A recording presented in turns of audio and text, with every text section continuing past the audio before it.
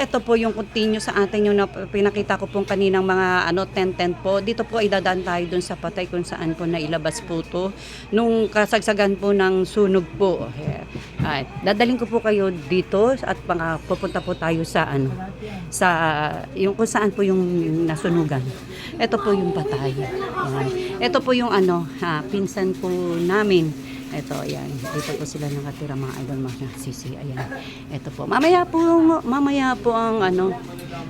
po yung kanyang libing.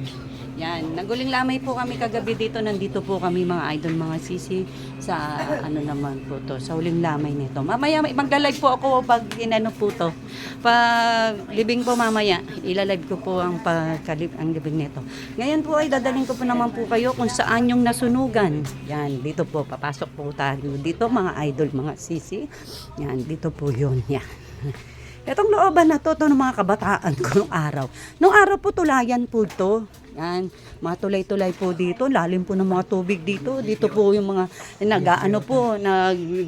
nagkukuryente ng mga isda nung araw dito. Yan. Isa po yung tatay ko nangukuryente dito ng mga isda na inuulam po namin. Nung araw tulayan to, napakalinis po ng tubig dito. Puro kangkungan po ito mga idol, mga sisi.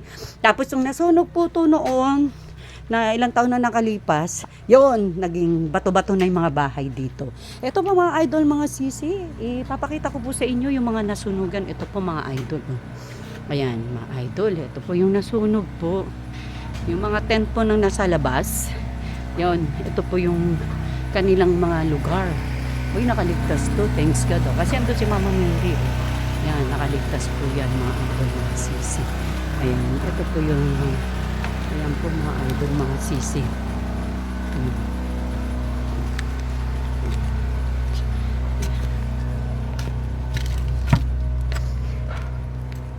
Ayan po yung mga sunog-sunog dito mga idol, mga sisi.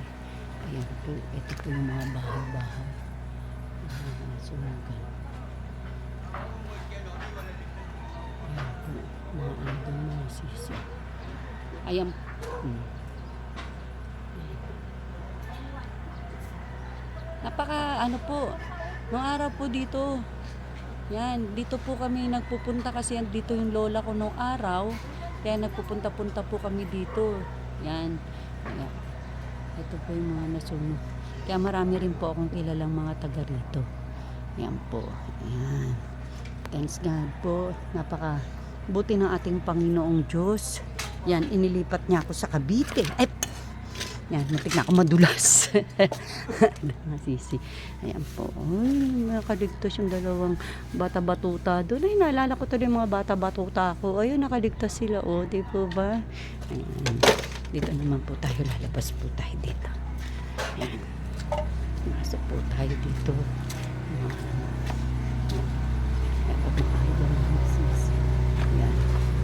Dito pa po sa looban dito. Napakalaki po na nasakop ng nasunog dito. Ay, naliligo doon. Hindi na po tayo pupunta doon. Ay, mga nasunog. Yan o.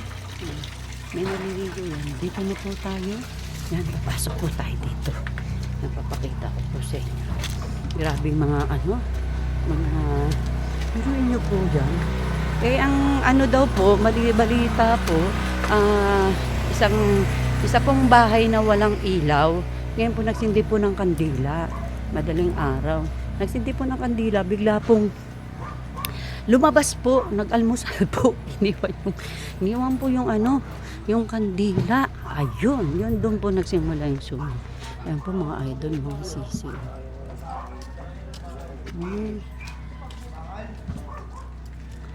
Ay! Ito yung bahay ng ng pisa namin, no. Ayan. Ayan, nadilaan po siya. Yun, hindi naman po nadalit, nadilaan lang po.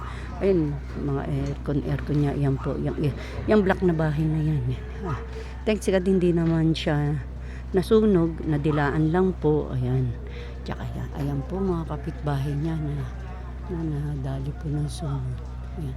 Biro niyo po, napakaswerte na itong bahay na to. Biro niyo, napakaswerte ng bahay na to. Nasunog na tong kabila. Oh, tas umabot pa rito ang kabila, nasunog din. Ayan, kabilaan po. Pero yung sa kanya, oh, yung nananatiling nakatira. Napakaswerte po. Ayan, mga kaibigan ko rin yung mga nakatira dyan. Ayan. Dito po yan sa San Andres Bukid, sa Maestrada, sa dulo po, sa may, ano, sa may Vito Cruz. Yan. Yan. So, Berrojas, yan po. Yan po mga idol, mga sisi.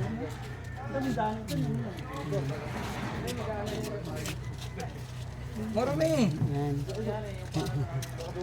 Ayan po mga idol, mga sisi, mga nasunugan po dito.